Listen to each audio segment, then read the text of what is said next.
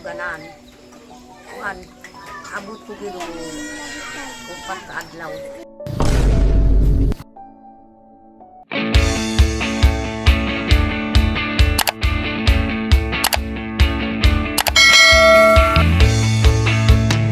Magandang araw sa inyong lahat mga kababayan. Kumusta na kayo dyan? So nandito ako ngayon sa Kimbukirin mga kababayan.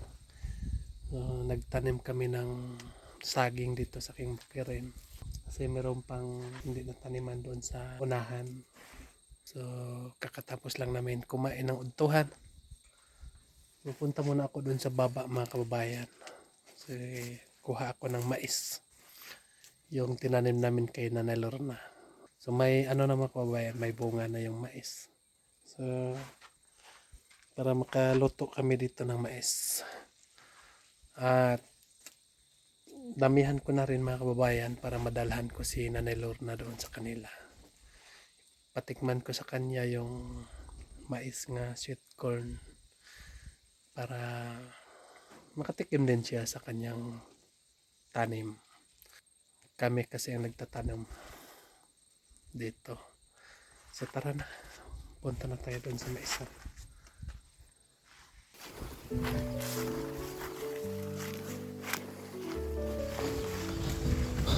Ito yung aking gulay mga kababayan. Tinatawag nga batong sa amin. Batong.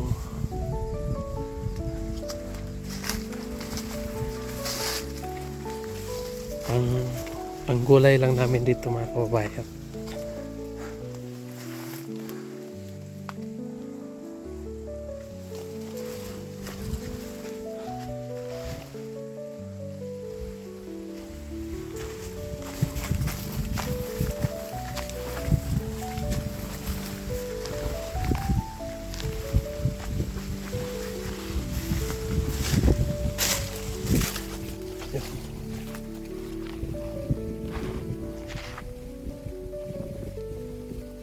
So dito kami nagtatanim mga kababayan ng mais.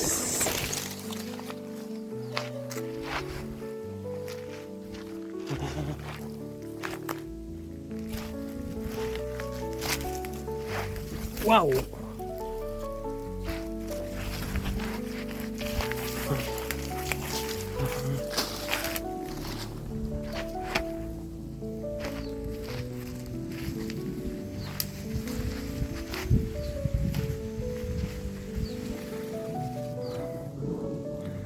So ito na yung mais. Ito na yung mais.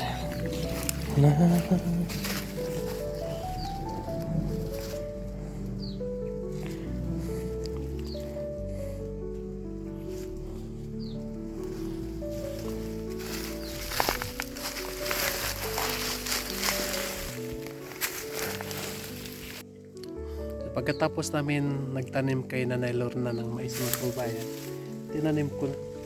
tinaniman ko na rin ng sili. So itong sili natin na yan, may bunga na rin. So para double yung income natin ng ating lupa. So pagkatapos sa mais, so sili na naman. Labuyo nga ano mga kababayan. May bunga na rin. Pero hindi pa makabuhilo kasi may ano pa, may mais pa. Pero kapag wala na itong mais, so ano na ito, mabuhilo na itong sili mga kababayan. So kuha tayo ng ano, kahit mga 30 kabuok lang.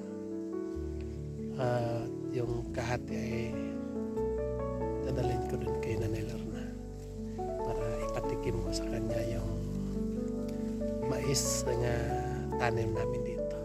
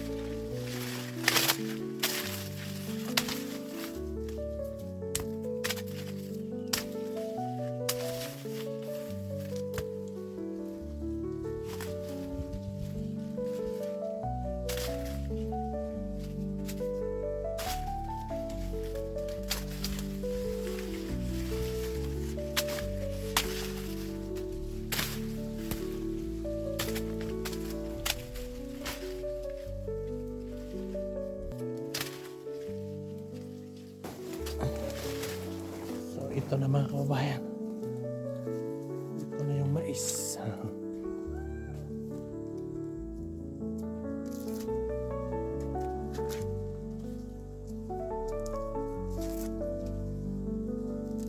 Tanggalin natin para madali maluto.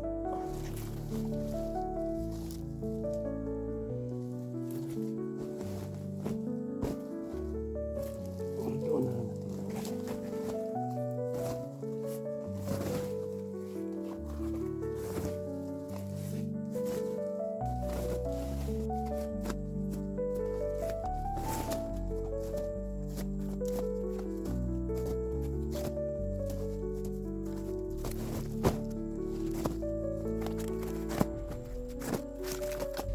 Magluto na tayo mga kababayan.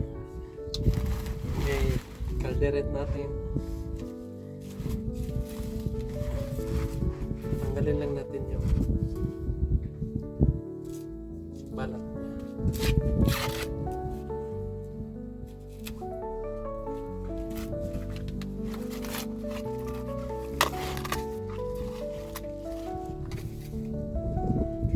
Ganito pa yung mais natin. Hindi pa matigas. Pero ayos na ito mga kababayan.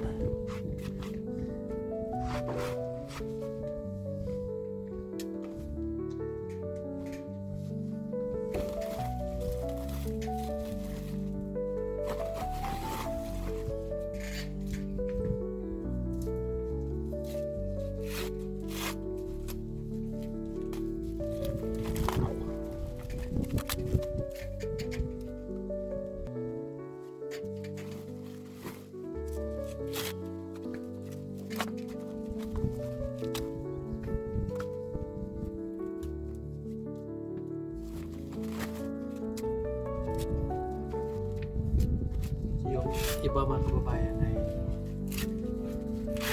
dadalhin ko doon kay Nanay Lorna. Puntahan ko siya bukas. Kasi nung isang araw mga kababayan ay nagpunta siya Nanay Lorna dito sa amin.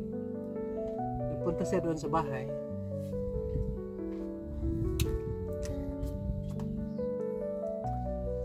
At hindi niya ako naabutan mga kababayan.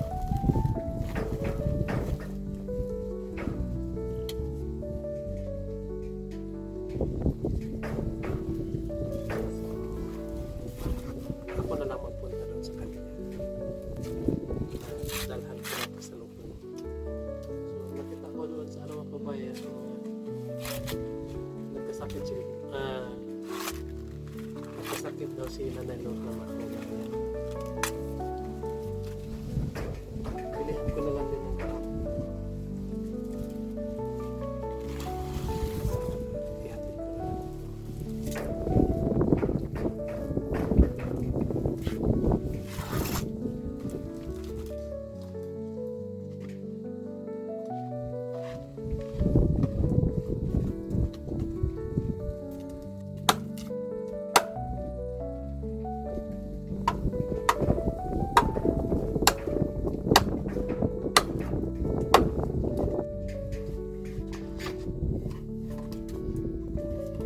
Yun mga kababayan ay nakapag-saing na tayo. Antayin na lang natin kung maluto yung ating mais mga kababayan.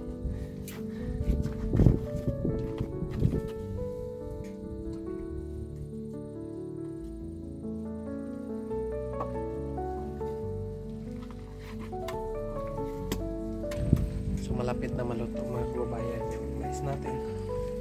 Ito yung mais pa. So hindi na ako mag-antay. Para na lang ito sa mga pamangkin ko dito mga kababayan na nagtatrabaho. Uwi na ako mga kababayan kasi nag-chat po si Sir Paul sa akin nga papuntahan mo na si Jeffrey. Kasi meron daw siyang mga chat doon nga hindi pa binasa ni Jeffrey. Kasi siguro walang signal doon sa kanila. So kailangan kong puntahan para ma-open yung cellphone niya. So abangan nyo na lang ang mga kaganapan ko mamaya. So yun mga kababayan, so dito na ako sa bahay nila Nanay Lorna. Siyempre nandito si Nanay Lorna. So, galing na ako doon sa Ilad Jeffrey. Nabasa ako sa ulan. So, okay na mga kababayan yung mission ko doon. Nag-open na si Jeffrey ng Facebook niya. So, nagka-chat na sila ni Sir Paul. So wala nang problema. No? Bukas ay ayusin na ni Jeffrey yung kanyang gagawin. Yung inatos ni Sir Paul. So sana ay tagumpay si Jeffrey sa kanyang pangarap na makatapos sa kanyang pag-eskwela. No? Ako ay masaya para sa kanila. So si nanay ay kakauwi lang ni nanay mga kababayan. Galing siya doon sa Cotabato. Kumusta daw yung yun ang gamot? Gani arami siya, kanawang yato. So dito yung gamot ni Nanay Lorna. So Kain. yun, mga gamot gusto niya.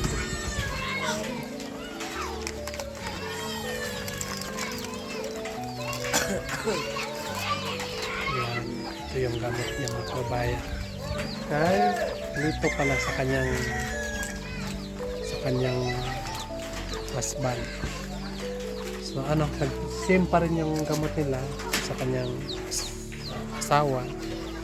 So nagpareha lang yung resita nila mga kababayan.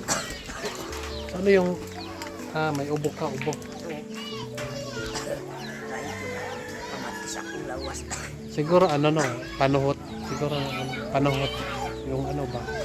Kailangan kasi pag doon kayo sa bundok, pag gabi ay haplasan na, maghaplas, haplasan na tugnaw kayo dito. Mabuti ay nakapunta ka doon sa Cotabato. Kuan gani mo pasalamat ko sir. Ipaadto ko sir. Alipay ko adto ko sa Cotabato. So nakita mo ni Sir Paul dito sa Kami dito sa kuan Pamantawan. Hilap na ko kay sa akong sakit na di na ko yun sa kay usahay malipot ko kada adlaw kami. Dali ko mupaon di ko ganan. Kuan abot ko gino upat ka adlaw. Wag isang tubig way mga langit ko sa tubig. Way gana ikaon. Gana ikaon di sa lugaw dili pait akong laway. Kahit imong laway. Lang yan, kailangan nga meron ka sanang haplas para haplasan imong likod kay kuan kanang giubok ka ba tapos sakit po di mong ulo. Sakit ka na murag lain akong kuan murag ana akong mata ano tawag dyan yung mahilo ka. Ikan lang sa dito ko sa trabaho. Murag kining akong unod sa akong mga nawa sir. Wag yun ang kuan kay karan yun na sakit. Murag mo lihok-lihok bitaw murag So siguro ka nang napas mo sa kusog. So dapat ka nang mo trabaho ganin ka. Ayaw ligo paghapon. So mas maayo ka nang ata sa trabaho buntag ta maligo. So di na ta maligo sa kuan hapon. So, ka nang ang imong kuan unsa po'y sakit niya?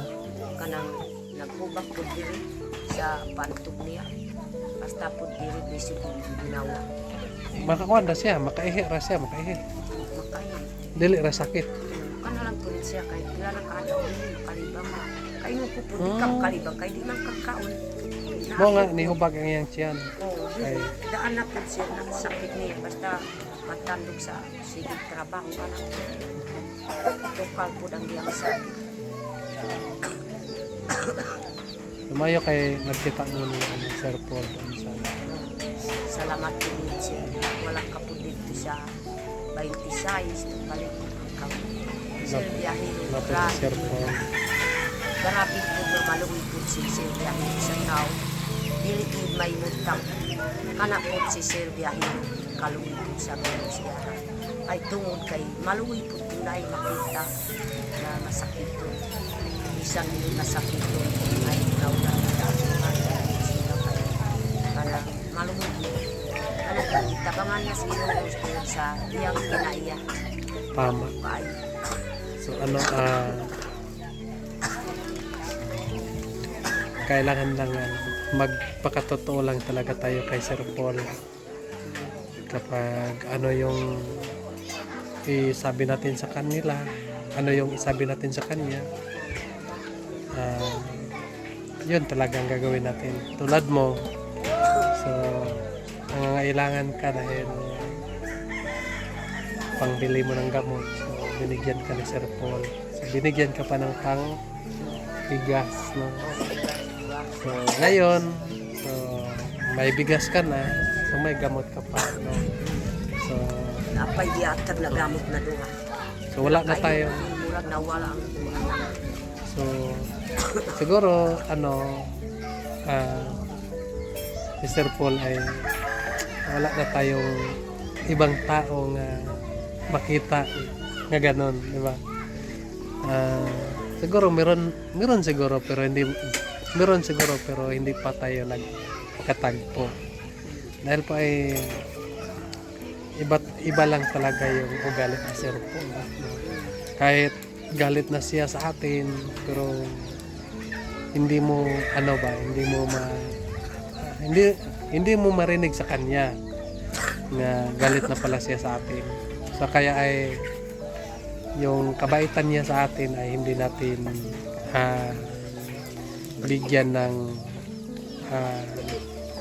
ang kabaitan niya sa atin ay hindi natin sayangin, no? So, kailangan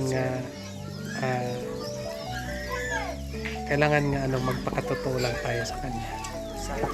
Tulad mo, sa lahat ng binigyan ka ni Sir Paul, panggamot mo, no? Punta ka agad ang Pakibato. Sabi mo kanina, hindi ka nakapunta doon sa Pakibato kahapon dahil mahal nga adlaw. Ano sa Tagalog yung mahal na adlaw? Mahal na adlaw. Yung holiday siguro, ganon. Holiday. Bigid ka ba?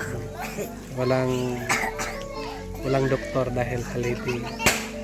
Kaya ngayon pa si Nanay Lorna nakapunta doon sa Pakibato. So meron akong mais gadala. Di ba yung nagtanim tayo ng mais? Pero hindi ko na lang siguro ibigay sa'yo. Dahil may ubo ka eh. May ubo yung mga bata. Oh. So alam ko kasi yung mais ay musamot sa ubo, no? So hindi ko na lang ito ibigay sa iyo. Katulaw sakit kayo. So, hindi ko na lang ibigay sa iyo kasi yung mga bata may ubo din. Diba? Ang napay po ako mga murag nalispat na. So kapag kain pa kayo ng mais, musamot ang ubo. Masamot na yun siya. Saka na lang pag wala na kayong ubo. Punta tayo doon sa bukid pag maayos ka na. So mag-harvest tayo doon sa mais na tinanim natin doon. At yung okay ka na sana next Sunday, no? Sunod nga linggo. So kung okay ka na, pwede tayo mag-adirigta. Tawag lang ka sa kuha. Kanang okay na ka. Marag di pa man ka okay kay pura pa man ka. Mga bata, ipang upo. So siguro mag-ampun lang dito sa Ginoo. Matagantag mayong matagantaw kayo sa mga sakit. So yun po mga kababayan. Si Nanay Lorna ay nagkasakit sila magpamilya. So buti na lang ay nakita sila kay Sir Paul. So, nabigyan agad siya ng pangbili ng gamot. Bigas po mga kababayan. So lagi natin mga kababayan, suportahan po ang YouTube ng Pugong Biyahero. para marami pa siyang matulungan ng mga katutubo na nangangailangan ng tulong.